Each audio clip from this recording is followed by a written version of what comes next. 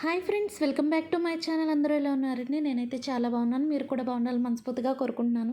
ఈరోజు అయితే ఒక గుడి కోసం చెప్తున్నానండి. అదేనండి, దక్షిణ కాశీగా ప్రసిద్ధి చెందిన పంచరామ క్షేత్రంలో ఒకటిగా కొలువైన శ్రీ మాణిక్యాంబ సమేత శ్రీ భీమేశ్వర స్వామి వార్ల సంయుక్త ఆలయ చరిత్ర. స్థల పురాణం ప్రకారం ఈ ఆలయము 9వ శతాబ్దం చాళుక్య రాజు వంశీకుల్లో ఒకరైన చాళుక్య భీముడు అను రాజు పునర్నిర్మించారటండి. పురాణాల ప్రకారము త్రేతాయుగమున శ్రీరామచంద్రుడు ఈ ఆలయాన్ని ధర్మించి క్షేత్రపాలకులు అయిన శ్రీ లక్ష్మీనారాయణ స్వామి వారిని ఆలయానికి ఉత్తర దిక్కున శ్రీరామలింగేశ్వర స్వామివారిని ప్రతిష్ఠించి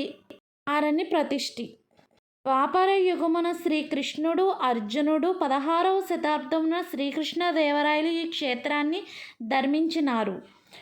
పూర్వము తారకాసుడు అనే రాక్షసుడు పరమేశ్వరుని గురించి తపస్సు చేసి ఒక దివ్యలింగమును పొంది తన మెడలో ధరించి ముల్లోకాలను బాధించేవాడు.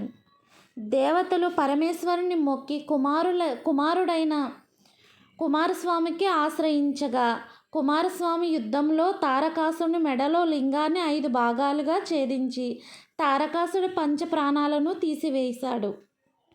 మెడలో లింగము 5 భాగాలుగా 5 చోట్ల పడి పంచారాముగా ఆంధ్రప్రదేశ్ నందు జిల్లుచున్నది. అందులో ఒకటిగాను దక్షారామము భీమేశ్వర స్వామివారు 2 అంతస్తులుగా భక్తులకు దర్శనమిస్తున్నారు.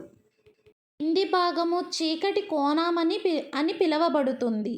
పైభాగము స్వామివార్ల అభిషేకాలు పూజలు నిర్వహించబడుతున్నవి.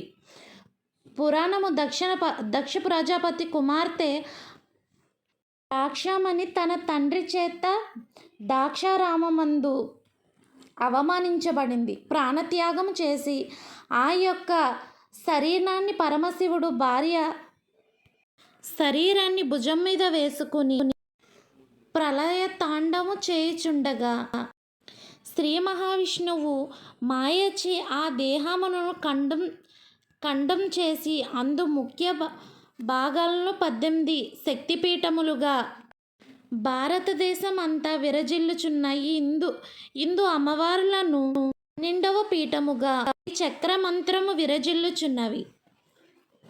దాక్షారామ చరిత్ర అండి. ఆ వీడియో కనుక మీకు నచ్చినట్టయితే లైక్ చేయండి, షేర్ చేయండి, సబ్స్క్రైబ్ చేయండి. Thanks for watching.